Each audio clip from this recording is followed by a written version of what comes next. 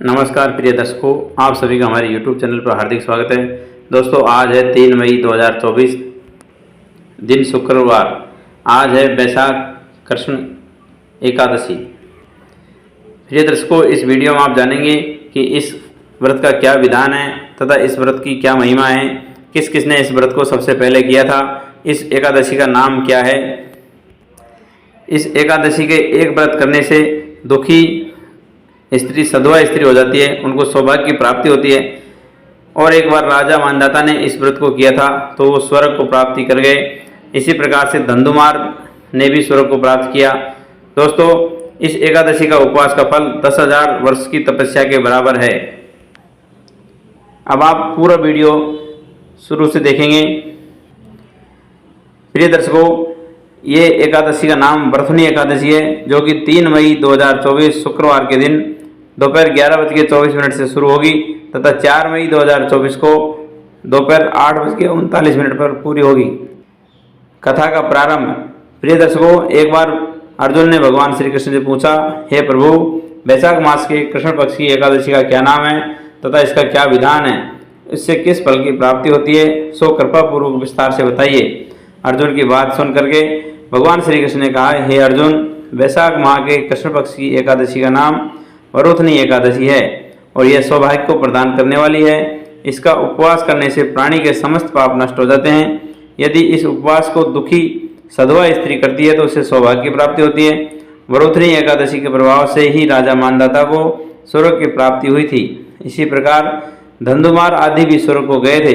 वरोथनी एकादशी के उपवास का फल 10,000 वर्ष तपस्या करने के फल के समान है। इस एकादशी का महात्म्य कुरुक्षेत्र में सूर्य ग्रहण के समय जो फल एक बार स्वर्ण दान करने से प्राप्त होता है, वही फल वरोथनी एकादशी के व्रत का उपवास करने से प्राप्त होता है। इस व्रत से समस्त प्राणी इस लोक में तथा परलोक में दोनों ही सुख पाते हैं और अंत में स्वर्ग के भागीदार बनते हैं। हे राजन, इस एकादशी का उपवास करने से मनुष्य को इहलोक में सुख तथा परलोक में मुक्ति प्राप्ति होती है। शास्त्रों में कहा गया है, घोड़े के दान से हाथी का दान श्रेष्ठ है, हाथी के दान से भूमि का दान श्रेष्ठ है। इनमें श्रेष्ठ तिलों का दान है, तिल के दान से श्रेष्ठ है स्वर्ण का दान और स्वर्ण के दान से श्रेष्ठ है अन्न का दान, अर्थात अन्नदान महादान होता है। प्रिय दर्शकों, संसार में अन्नदान से श्रेष्ठ कोई भी दान नहीं होता है। अन्नदान से पितृ देवता मनुष्य सभी तृप्त होते हैं। कन्यादान को शास्त्रों में अन्नदान के समान माना गया है। वरोथनी एकादशी के व्रत से अन्नदान तथा कन्यादान दोनों श्रेष्ठ दानों का फल मिलता है। जो मनुष्य लालचवश कन्या का धन ले लेते हैं या आलस्य और कामचोरी के कारण कन्या का धन का भक्षण करते हैं, वे प्रलय के अंत में नरक भोगते हैं और उनको अगले जन्म में बिलाव की योनि में जाना पड़ता है।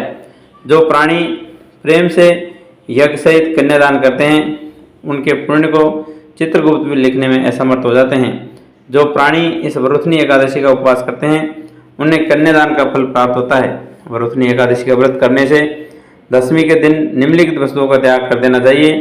कांसे के बर्तन में भोजन करना, मांस, मदिरा, मसूर की दाल, चना की दाल, कौंदो, साग, मधु, शहद, दूसरे का अन्न दूसरी बार भोजन करना, ये सब दशमी के दिन मना रहता है। व्रती को पूर्ण ब्रह्मचारी से रहना चाहिए। रात को सोना नहीं चाहिए, अपितु सारा समय शास्त्र चिंतन, भजन कीर्तन आदि में लगाना चाहिए। दूसरों की निंदा, नीच पापी लोगों की संगत भी नहीं करनी चाहिए। क्रोध करना या झूठ बोलना भी वर्जित है। तेल तथा अन्न का भक्षण भी मनाही है। हे राजन, जो मनुष्य इस एकादशी का व्रत विधान पूर्वक करते हैं, उन्हें स्वर्ग लोक की प्राप्ति होती है। अतः मनुष्य को निकृष्ट कर्मों से डरना चाहिए। इस व्रत के महात्म्य को पढ़ने से 1 सहस्त्र गोदान का पुण्य प्राप्त होता है। इसका फल गंगा स्नान करने के फल से भी अधिक होता है। कथा का सार। प्रिय दर्शकों, सौभाग्य का आधार संयम है। हर प्रकार का संयम रखने से मनुष्य के सुख और सौभाग्य में वृद्धि होती है।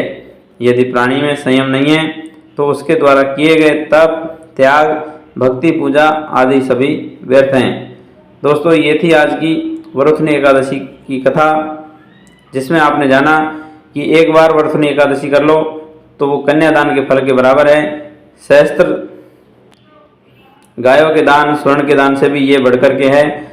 और लास्ट में कथा में ये बताया कि आपका जो सौभाग्य है उसका आधार संयम पर टिका है, अर्थात संतुलित जीवन, मध्यम मार्ग हमेशा अपनाना चाहिए।